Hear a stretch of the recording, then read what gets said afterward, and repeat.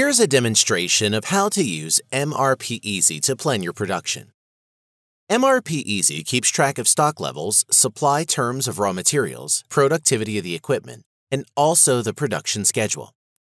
With the help of the software, it's easy to find answers for the two most frequently asked questions in the production business.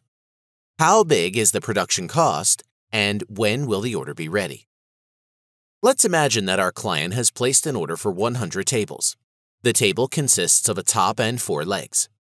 We purchased the parts from a supplier called Wood Incorporated, with the price being $5 for the top and $2 for the leg.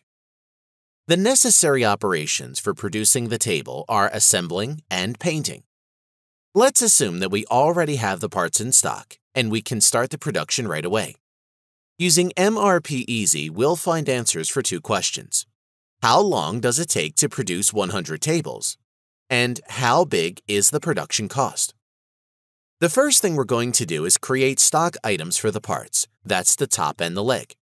To do that, we're going to go to Stock and add the tabletop by clicking on the button with a plus sign.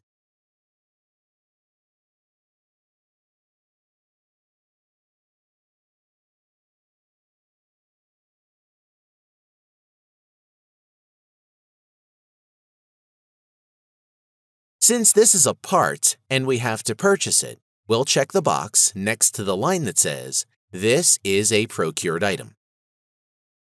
After that, we're able to enter the vendor of the tabletop and the price at which we're purchasing it.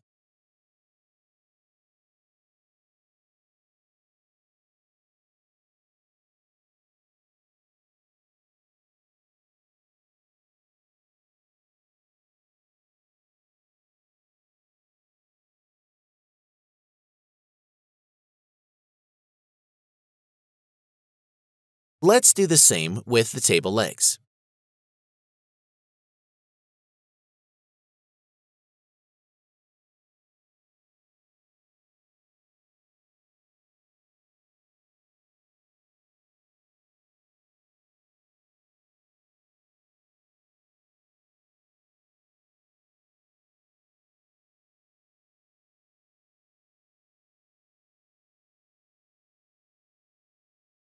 We now have the parts entered as stock items, but their quantity in stock is 0 because they have not yet been purchased.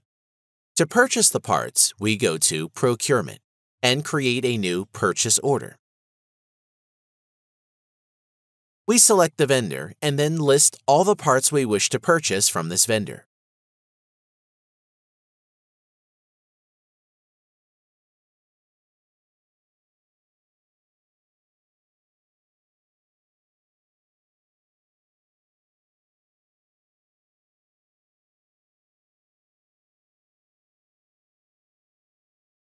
To mark that we have received all the parts in the purchase order, we need to fill out the Arrival Date field.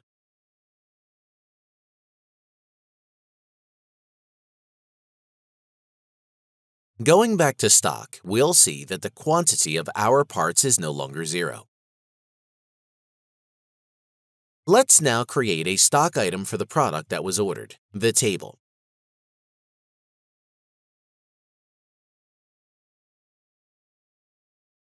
Since this is an item we are going to be producing ourselves, then this time we're not going to check the box next to Procured Item.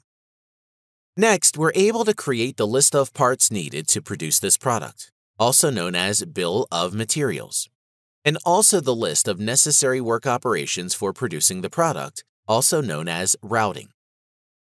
First, the Bill of Materials. As you can see, the program automatically names it. After that, it is simply selecting the parts and entering their quantities.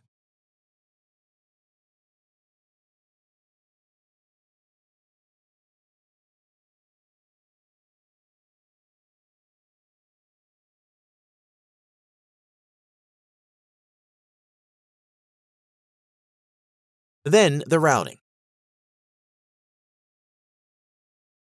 Here we can see that this routing is already connected to the bill of materials we just created. In order to enter all the operations needed for producing a table, we'll have to connect each operation with some workstation, for example, a place or a piece of equipment. In this case, we're going to create a new workstation called Woodworks.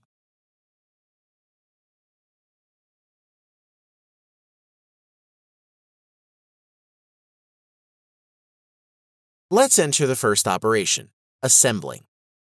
In the variable time field, we can enter the duration for assembling one table.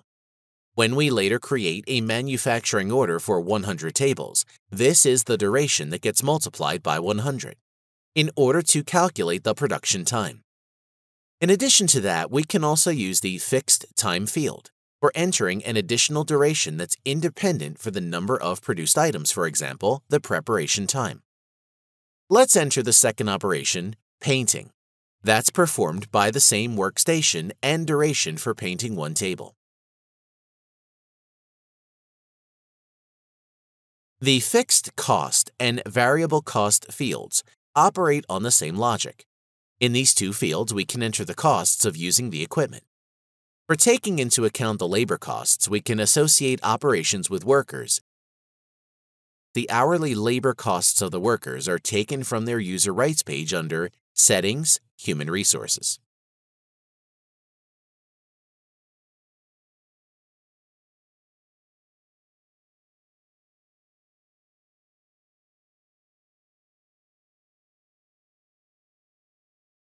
Now, in order to get answers to our two questions, we go to Production Planning and create a new manufacturing order. We don't have to save it. As soon as we have entered the quantity, we are shown the cost of this production, the time when we can start this production, and also the time when the production will be ready.